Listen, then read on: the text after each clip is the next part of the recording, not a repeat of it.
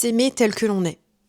Voilà, c'est le sujet de la vidéo et en tout cas j'aimerais partager ma vision parce que je suis persuadée qu'elle peut aider beaucoup de personnes. En tout cas moi j'aurais aimé avoir cette vidéo à l'époque.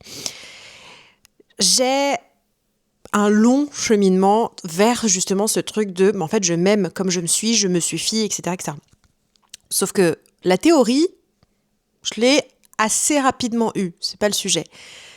Ce qui a mis un peu plus de temps, c'est le ressentir vraiment à l'intérieur de moi et de l'accepter. D'accepter d'être qui je suis parce que ça vient foutre le bordel et ça demande un courage de dingue.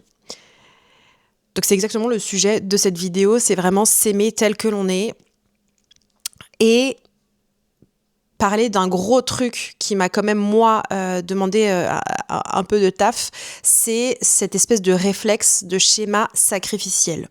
Voilà, je plante le décor et je me lance dans mon blablatage. Ce qui s'est passé dans ma vie, c'est que j'ai toujours été dans le faire. C'est-à-dire que ce que je suis, ce que je vaux, a toujours été délimité par ce que je fais. On ne rentrera pas dans les détails de cette vidéo, du pourquoi, du comment, mais dans les grandes lignes, c'est parce que voilà, je devais être cette fille parfaite, je devais faire, ce que je faisais, c'était jamais assez. Donc, je me suis construit avec une éducation et un environnement qui fait que je devais sans cesse prouver que je suis une bonne fille, prouver que je suis sage, prouver que je suis intelligente et que j'ai des bonnes notes à l'école, enfin bref, voilà. Donc, quand tu te construis là-dessus, ça veut dire que tu as vraiment cette sensation que c'est en faisant des choses, c'est en prouvant des choses, c'est comme ça que tu vas avoir de la valeur au monde. Sous-entendu, tu vas avoir un espèce de schéma inconscient qui dit, pour que les gens m'aiment, voient que j'ai de la valeur, m'apprécient, me reconnaissent, parce que c'est un peu le fond du problème, je veux être vue, reconnue, aimée, il faut que je fasse des choses. Voilà, ce que je suis ne suffit pas. Pour ça, il faut que je fasse des choses, que ce soit en amitié, enfin tous les domaines confondus, en amour, etc. C'est si je suis... En fait, si je ne fais rien, je ne vaux rien. Donc quand tu te construis un peu avec ce truc-là, consciemment ou inconsciemment, que comme je disais, dans toutes les relations, que ce soit à l'école, amis, amoureux, famille, tu vas avoir ce truc de tout le temps être dans l'effort de faire des choses. Et parfois, ça va être on me donne, donc il faut que je fasse en retour. Voilà, c'est vraiment ce truc de donner, mais pas donner parce que ça te fait plaisir, même si parfois c'est le cas. Il y a aussi ce truc de oui, je donne parce que ça me fait plaisir, parce que j'ai aussi une part foncièrement gentille qui a envie de faire, mais j'ai aussi ce double effet qui se coule de je donne parce que sinon on va pouvoir penser des choses de moi, parce que sinon on va pas m'aimer, parce que sinon on va me rejeter, parce que tous ces trucs-là. Et donc les 30 premières années de ma vie, c'était globalement ça. Je fais. Voilà, je fais pour que. Jusqu'au jour où j'entends cette phrase, non mais Elsa, les gens doivent t'aimer pour ce que tu es et non pour ce que tu fais. Et ce qui est très drôle, pour la petite blague de la vie, c'est que cette personne qui me l'a dit, à partir du moment où j'ai fait les choses pour moi, elle est sortie de ma vie. C'est-à-dire qu'elle m'a reproché de faire les choses pour moi et puis de faire les choses pour elle.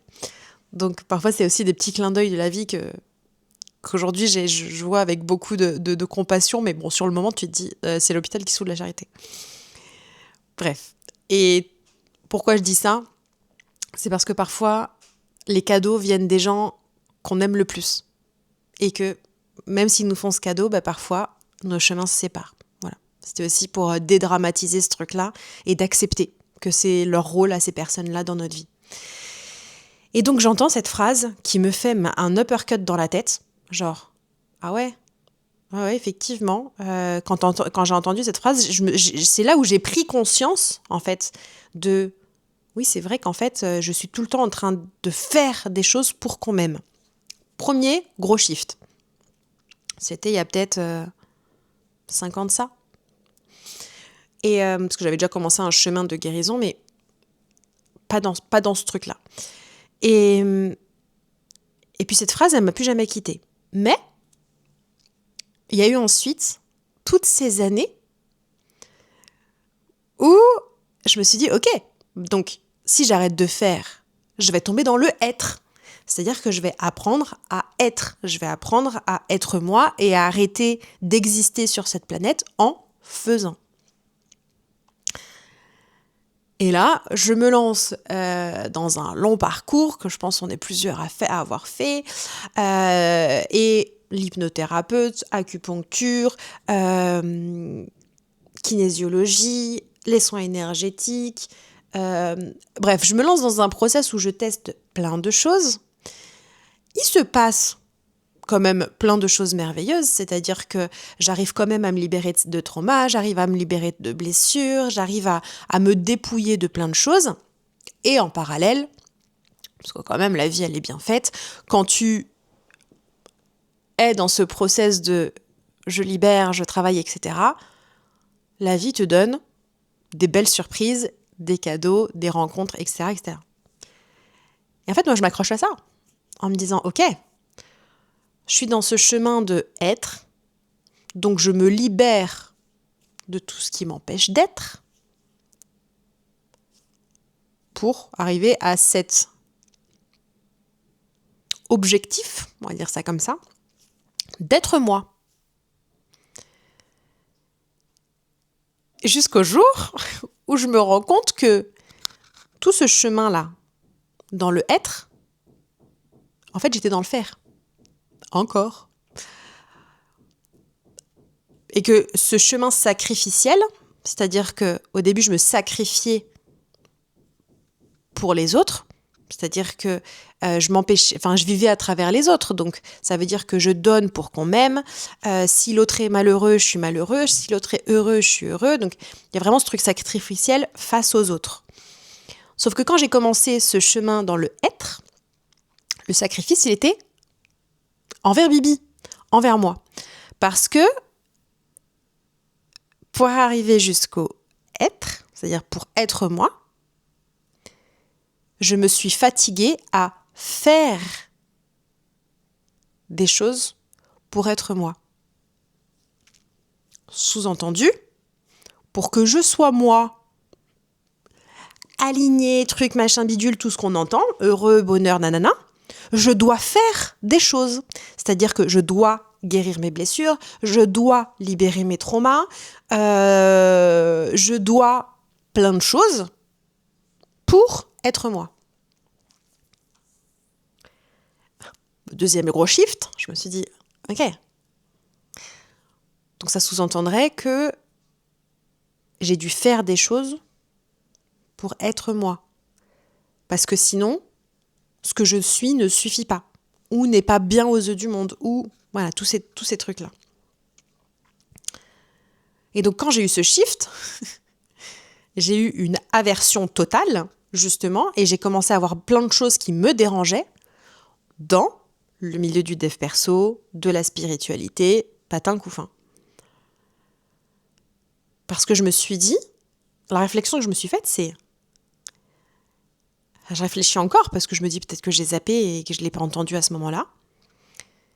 Dans toutes les personnes, et en même temps, je n'étais pas dans ce mood-là, donc voilà, ça pouvait pas, on reflète aussi ce qu'on attire. Toutes les personnes qui m'ont accompagnée, aucune ne m'a dit, Cash, t'es déjà génial comme tu es. Je peux, s'il y a des choses qui te font souffrir, qui te font du mal, et dont tu veux te débarrasser, je peux t'accompagner. Mais tu es déjà parfaite comme tu es. Et je vais t'aider à voir pourquoi tu es parfaite. Je vais t'aider à voir tout ce qui est génial chez toi. Et avec encore plus de recul, je me suis dit c'est ouf. Parce que, alors peut-être que c'est un film que je me raconte. Il faudrait que je recontacte chaque personne que j'ai accompagnée. Mais il me semble que c'est exactement ce que moi je faisais. C'est-à-dire que je disais à la personne, t'es déjà génial. Si tu veux bosser, on bosse. Mais t'es déjà génial et voilà ce que j'aime chez toi. Voilà ce que je vois chez toi qui pour moi est génial. Et il y a un autre truc qui vient, c'est que parallèlement à mon propre cheminement et quand j'ai commencé à à accompagner des personnes dans leur propre cheminement, ce qui s'est passé, c'est que à chaque fois que j'avais un outil qui venait ou qui venait sur ma route, etc., je prenais ça comme un signe de ça, tu vas pouvoir l'utiliser pour aider les autres. Alors qu'à la base, ça tombait dans ma vie pour moi, en fait. Parce que forcément, tout ce que je transmets, je l'ai testé sur moi avant. Et ça me faisait du bien. Et en fait, j'avais ce truc-là de me dire, si ça me fait du bien à moi, ça peut faire du bien aux autres. Donc, je vais l'utiliser pour les autres. Autrement dit, on retourne dans cette espèce de schéma sacrificiel de je donne et je vis à travers les autres. Je donne pour recevoir, comme si je devais recevoir parce que ce que je suis ne suffit pas. Il y avait ce truc de si je donne, c'est tellement génial pour moi, il faut que je le redistribue. Plutôt que de juste me dire, ok, moi, j'avais besoin de ça, je prends. La vie fait que je l'apprends parce que j'ai aussi ma part curiosité et j'ai cette soif d'apprentissage et c'est aussi des choses qui me stimulent et qui me donnent beaucoup d'énergie. Et du coup, ce qui était censé me remplir, je laissais même pas la vie fait que ça me remplit, paf, je redonnais direct. Donc j'étais encore dans le faire. Voilà. C'est je chemine pour être. Ah mais attends, ça peut être génial pour les autres, paf, je fais. Donc en fait, je me laisse même pas le temps de me remplir, je donne direct. Je donne direct sans me poser d'autres questions drivé par ce truc de je sais que je suis en capacité et que je peux aider les autres, donc je vais aider les autres. Jusqu'à ce moment où j'ai quand même cette phrase, ce que je suis suffit, nanana, nanana. Donc j'ai tout ça là, tous ces trucs qui m'agacent dans le dev perso, dans la spiritualité, un espèce de rejet total pour les pratiques un peu spirituelles, on va dire intenses. Et là, je comprends que je dois revenir dans la vie humaine et juste vivre ma vie pour moi. Ce qui s'est passé au final tout au long de cette année où je me suis dit, mais en fait, le pro, j'en peux plus. Stop. Là, je vais penser à moi. Je vais prendre soin de moi et je vais être moi. C'est-à-dire que je vais arrêter de prouver. En fait, je vais arrêter de faire. En fait, ce dégoût et cette perte de sens de qu'est-ce que je vais faire professionnellement, etc. Tout ça, je vais le mettre de côté. Ce qui, dans mon langage à moi et dans ma vie, dans ce que j'ai à vivre, veut dire, voilà, vu que c'est le moyen par lequel t'as pas encore compris et que t'es encore dans le faire par le pro, on va mettre ça sur pause. Tu vas avoir une perte de sens, une perte de motivation dans le pro. Donc comme ça, t'auras pas d'autre moyen que de ne pas faire puisque tu fais à travers le taf, majoritairement. Donc ça, on le met de côté et t'auras pas d'autre choix que d'être face à toi-même et de t'aimer pour ce que tu es. C'est bien évidemment ce qui m'a permis de grandir mon estime de moi, de grandir mon amour de moi, parce qu'effectivement, quand tu te retrouves tout seul dans ta solitude et que tu n'as pas d'autre choix que d'être avec toi-même, d'apprécier ta compagnie, de t'aimer, de t'estimer, ça aide grandement. Et le dernier déclic que j'ai eu, c'était vraiment ce truc, au final toujours lié au travail, qui disait j'ai plus envie d'accompagner comme je faisais. J'ai toujours cette volonté de donner, c'est d'ailleurs pour ça que j'ai créé aussi cette chaîne, c'est je veux donner, je veux partager mon énergie, je veux tout ce qui me passe par la tête, tout ce que je peux penser, voilà, tout ça je donne, je veux le donner sincèrement parce que je me dis ça peut aider des gens. Peut-être que ça aidera pas, peut-être que ça m'aide que moi en me disant ça me permet au moins de l'extérioriser, mais peu importe. J'ai cette volonté en tout cas de tout ce que j'ai vécu, tout ce que je peux penser, etc., je sais que ça aide des gens. Et ce qui est hyper paradoxal, c'est qu'en ayant ces prises de conscience, je me suis dit, attends, on rembobine.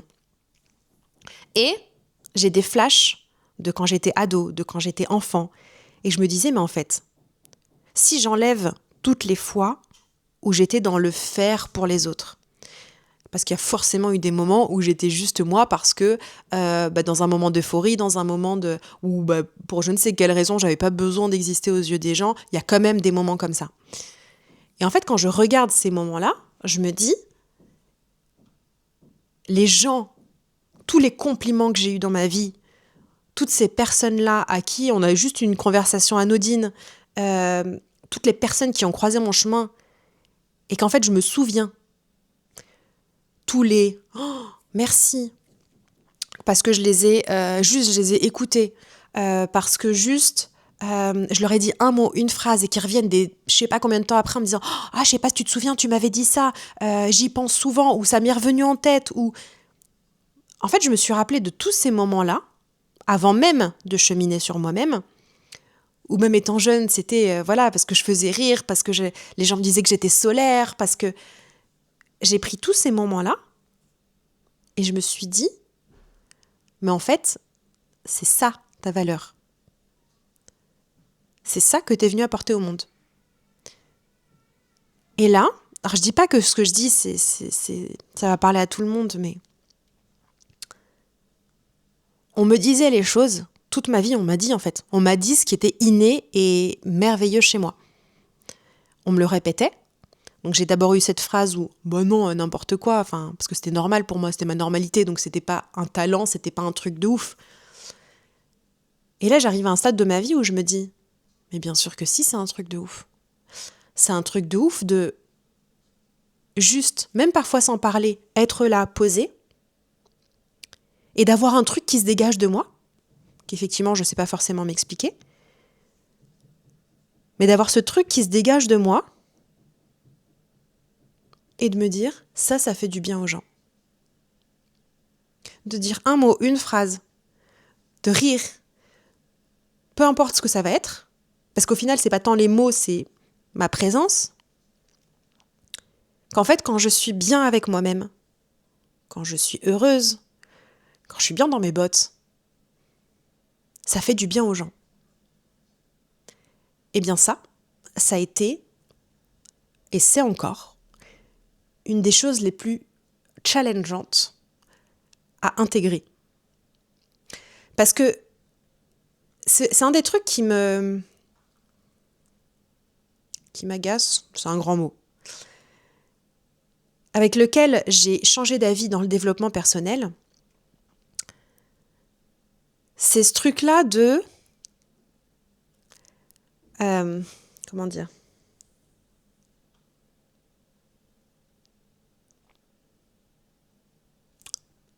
Je me suis perdue. C'est pas grave, c'est que ça devait pas sortir dans cette vidéo. En même temps, j'avais prévu de faire une vidéo sur le sujet, donc c'est peut-être pour ça. Mais tout ça pour dire que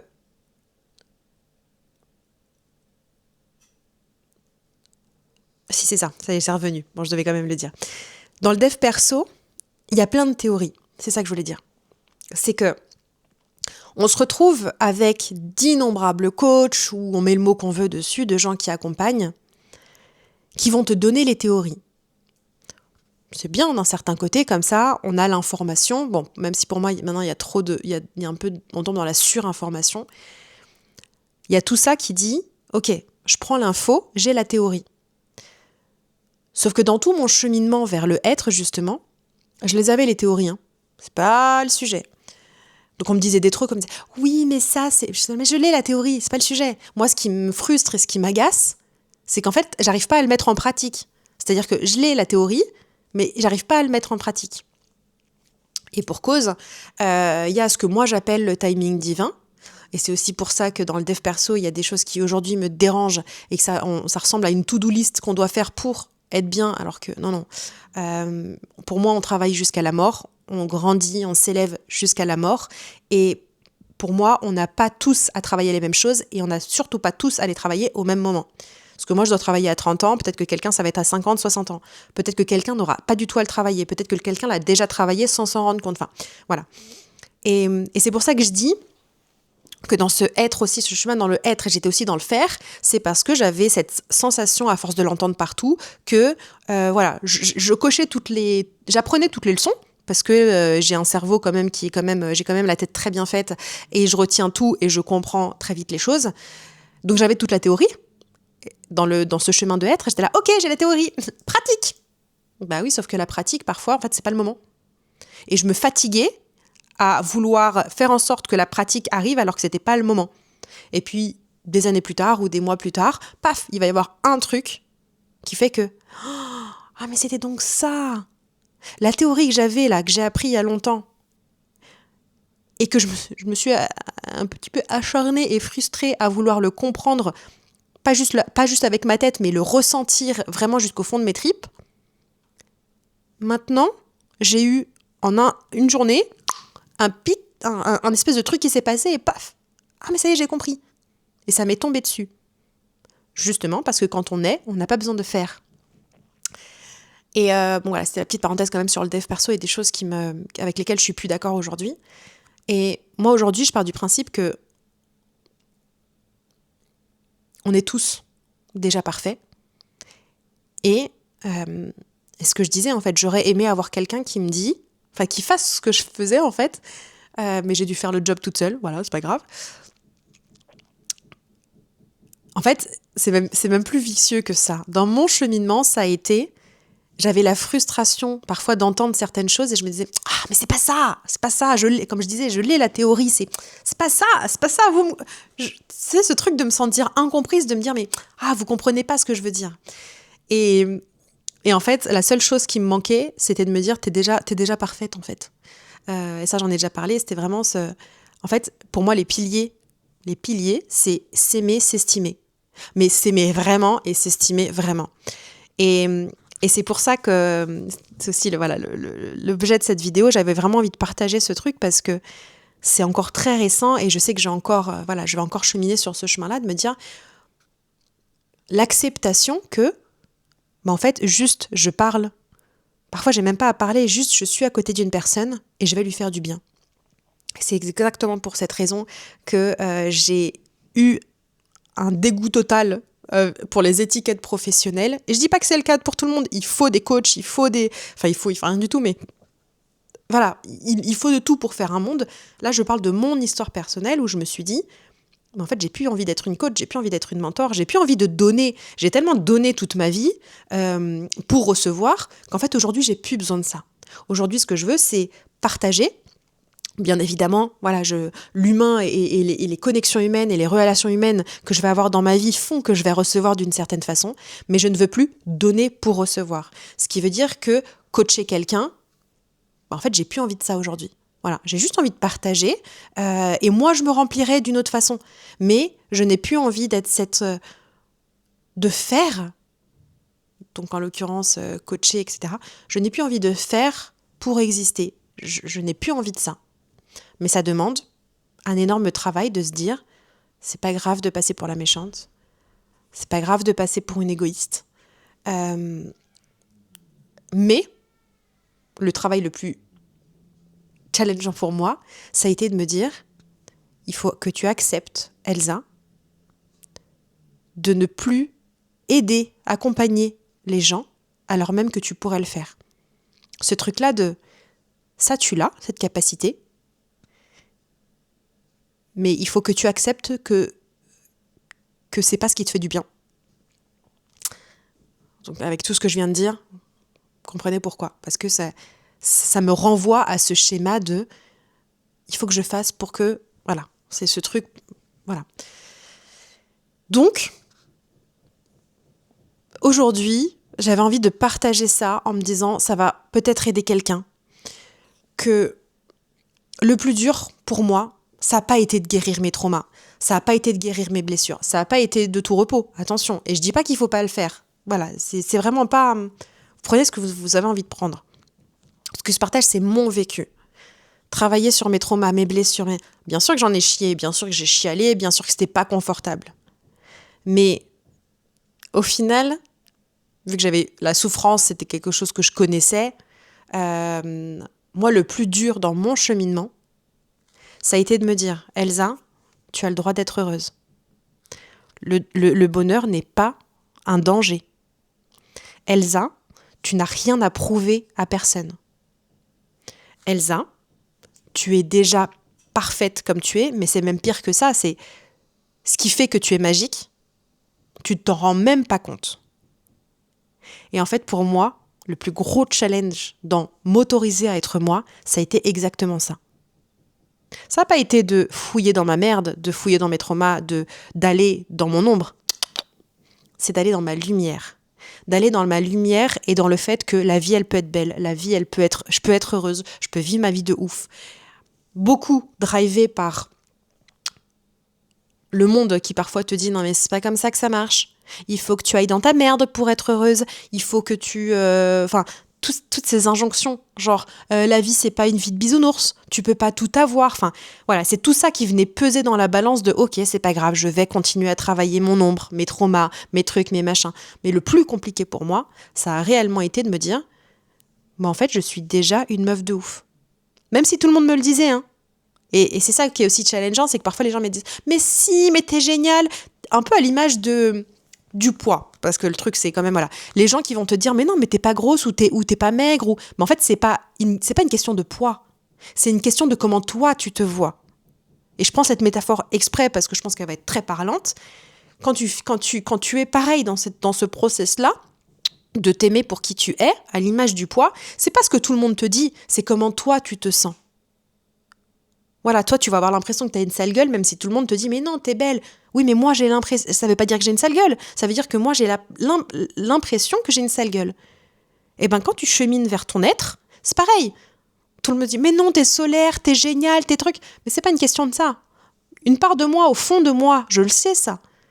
Mais c'est pas ça le sujet. Le sujet, c'est j'ai besoin de le sentir, de le ressentir tellement fort qu'en fait, ça va venir me remplir d'amour, ce truc-là.